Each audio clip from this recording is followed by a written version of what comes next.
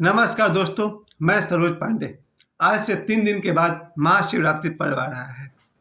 आज 4 मार्च है और 3 दिन के बाद 8 मार्च को महाशिवरात्रि पर्व आ रहा है। इसी महाशिवरात्रि के दिन मेरा जन्म हुआ था। 3 मार्च 1973 को जब मेरा जन्म हुआ, उस दिन महाशिवरात्रि था।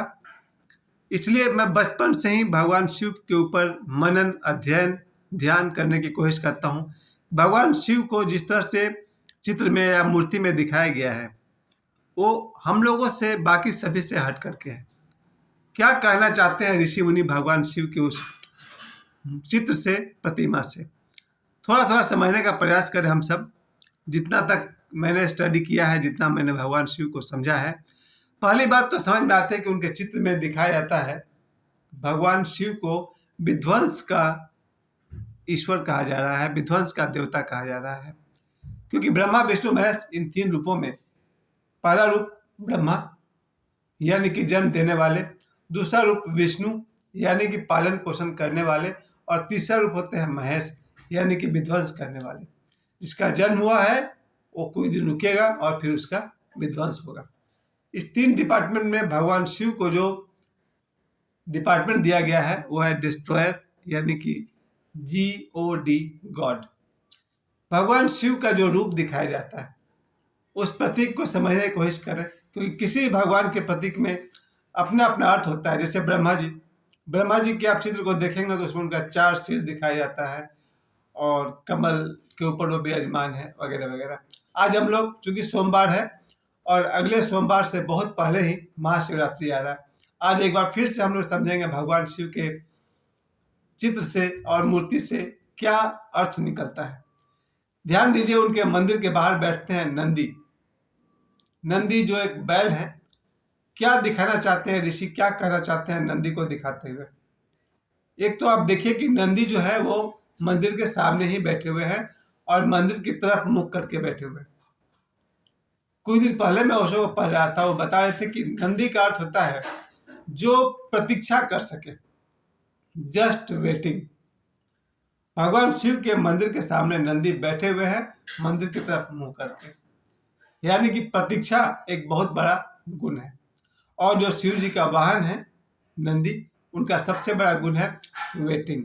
और ये मैं अपने बल पे कहता हूँ, आज मैं 51 वर्ष की उम्र में आपसे कहता हूँ, जीवन में यदि प्रतीक्षा किया जा सके तो लगभग सभी इच्छाएं पूरी हो जाती है। ये भी मेरे शब्द नहीं है, ये ओशो के शब्द है। लेकिन मैंने जीवन में 50 बार 100 बार ये जाना है कि यदि आप प्रतीक्षा कर सकें तो आपकी सभी इच्छाएं पूरी हो जाती है। मेरी तो हुई है। इसलिए मैं भी कहना चाहूंगा, if you can wait, your all desires come true. आप अगर प्रतीक्षा कर सके तो सभी इच्छाएं पूरी हो जाती है। नंदी जो है वो प्रतीक्षा का प्रतीक है कि वो मंदिर के बाहर बैठ करके प्रतीक्षा कर रहे हैं। दूसरा है शिव जी के जटाओं में गंगा।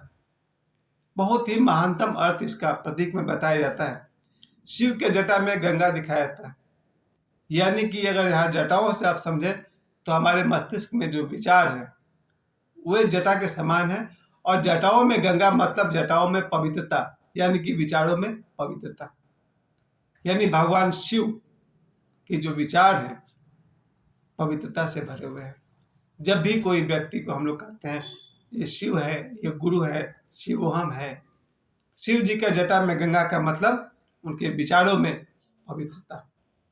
सिर्फ शिव को ही, आप कह सकते हैं भगवान कृष्ण के भी, भगवान राम को भी, सभी के जटाओं में गंगा होना चाहिए था, पवित्रता। लेकिन यहाँ जब हम लोग आज शिव का अर्थ समझने गए हैं, तो जो व्यक्ति संबोधि को प्राप्त होता है, ब्रह्म ज्ञान को प्राप्त हो जाता है, उन्हें शिव तुल्य कहा जाता है। तो शिव तुल्य होने का पहला गुण हमने कहा नंदी, यानी प्रतीक्षा करने का गुण होता है। साधक जब ध्यान करते हैं तो उन्हें पता नहीं होता है कि उन्हें ब्रह्म ज्ञान 1 दिन में होगा या 10 साल में होगा या 100 साल में होगा या किसी और जन्म में होगा। ब्रह्म ज्ञान यानी आत्मज्ञान के जो साधक होते हैं उनमें नंदी वाली प्रतीक्षा होनी चाहिए, ताकि वो लोग भी अपना ध्यान साधना करें, प्रतीक्षा के साथ करें। कोई नहीं जानता है कितने साल रहेंगे। यहाँ छोटी छोटी इच्छाओं को पूरा होने में वर्ष लग जाते हैं। तो मैंने पहली बात कही नंदी की तरह प्रतीक्षा, दूसरी बात जटाओं में गंगा यानी विचारों में पवित्रता होनी चाहिए। जो लोग भी शिवत्व के मार्ग पर चलते हैं, शिव साधना के मार्ग पर चलते हैं, उनके लिए उनके विचारों में पवित्रता होनी चाहिए गंगा की तरह। इसके बाद अगला प्रतीक दिखाया जाता है शिव जी के सिर के पास चंद्रमा। यहाँ चंद्रमा का संबंध शीतलता से है, प्रकाश से है। जो भी शिवत्व के मार्ग पर है, शिवत्व के साधना पर है या शिवत्व को पा चुके हैं, स्वयं ही शिव हो चुके हैं, उनके मस्तिष्क में एक शीतलता होती है, होनी ही चाहिए।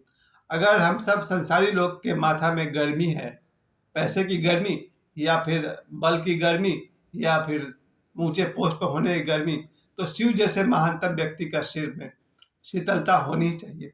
यानी कि जब हम शिव जी के चित्र में चंद्रमा दिखाते हैं तो हम ये कहना चाह रहे हैं कि उनका मस्तिष्क शीतल है।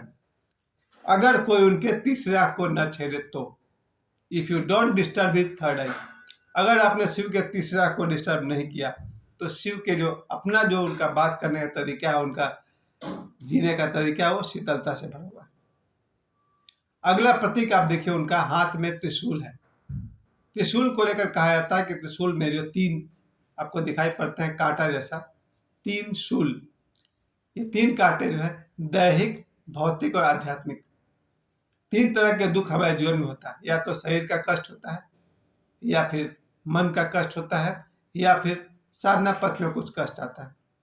तीनों कष्ट को वो अपने हाथ में पकड़े हुए हैं, यानी कि उनके वश में है।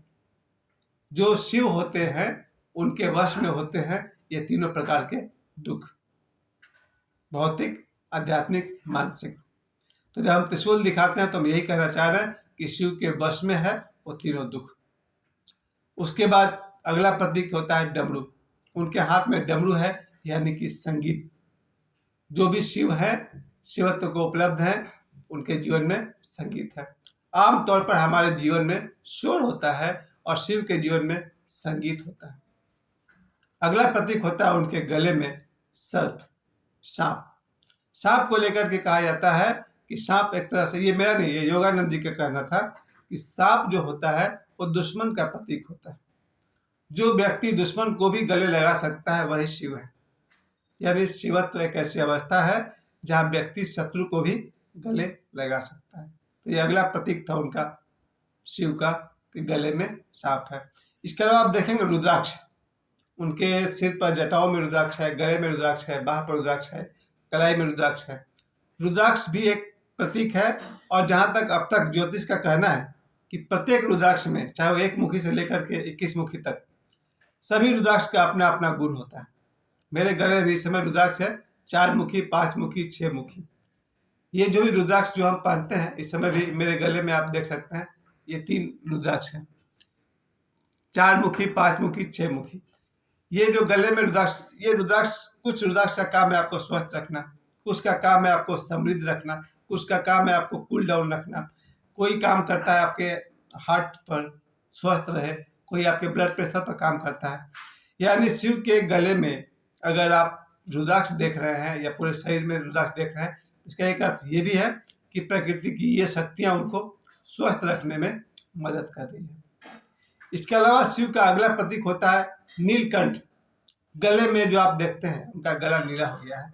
इसके विषय में कहा जाता है कि संसार का जब आप मंथन करेंगे, वहाँ जो समुद्र मंथन होता है, यहाँ संसार मंथन करने से जो कुछ भी निकलता है उसे आपको लेना ही पड़ेगा। आप कह सकते हैं कि समुद्र में से अमृत निकला तो देवताओं ने बांट लिया, विष निकला तो फेंक देता, नहीं। हम अपने जीवन में जो भी कर्म करते हैं उसका फल हमें भोगना ही पड़ता है। समुद्र मंथन एक कर्म था, अगर अमृत निकला है तो आपको अमृत भी भोगना है, विष निकला है तो आपको विष भी लेना पड़ेगा, आप उसको कहीं फेंक नहीं सकते।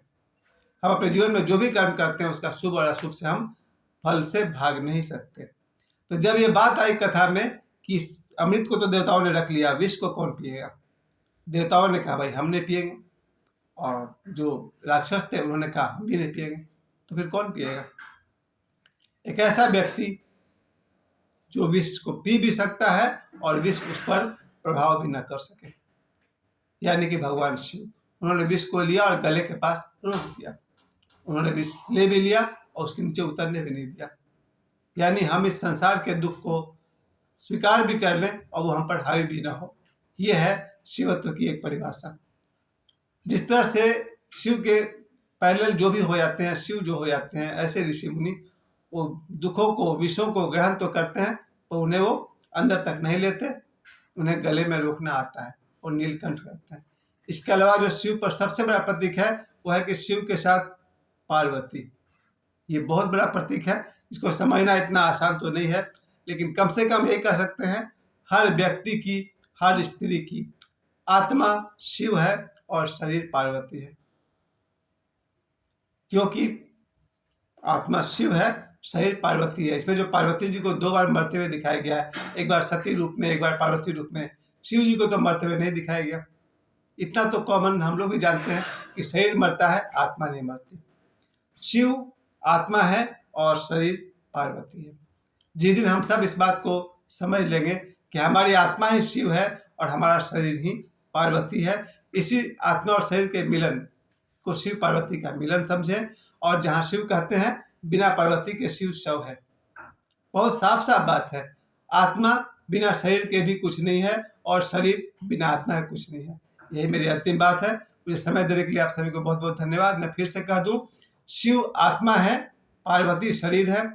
आत्मा बिना शरीर के भी किसी काम का नहीं है और शरीर बिना आत्मा के किसी काम का नहीं है। यानी शिव बिना पार्वती किसी काम की नहीं है, पार्वती बिना शिव किसी काम की नहीं है। इसी शिव पार्वती के विवाह के उत्सव पर, महाशिवरात्रि पर 3 दिनों बाद हम लोग आगे ही बात करेंगे। आप सभी को महाशिवरात्रि की अभी से शुभकामनाएं। मुझे समय देने के लिए आप सभी को बहुत बहुत धन्यवाद। मुझे जितना भी समझ था शिव जी के विषय में कहने का, हमने कहा। जहाँ कहीं भी गलत लगा हो कृपया मुझे सही कमेंट्स करें और अपनी राय दें, और मेरे से कुछ गलती हो गई हो तो क्षमा करिए। बहुत बड़ा विषय है। शिव पर बोलने के लिए बहुत बड़े बड़े ज्ञानी हैं दुनिया में, करोड़ों ऋषि मुनि हैं जो शिव पर बोलने के अधिकारी हैं। मैं उनके सामने कुछ भी नहीं हूँ। मुझे समय देने के लिए आप सभी को बहुत बहुत धन्यवाद।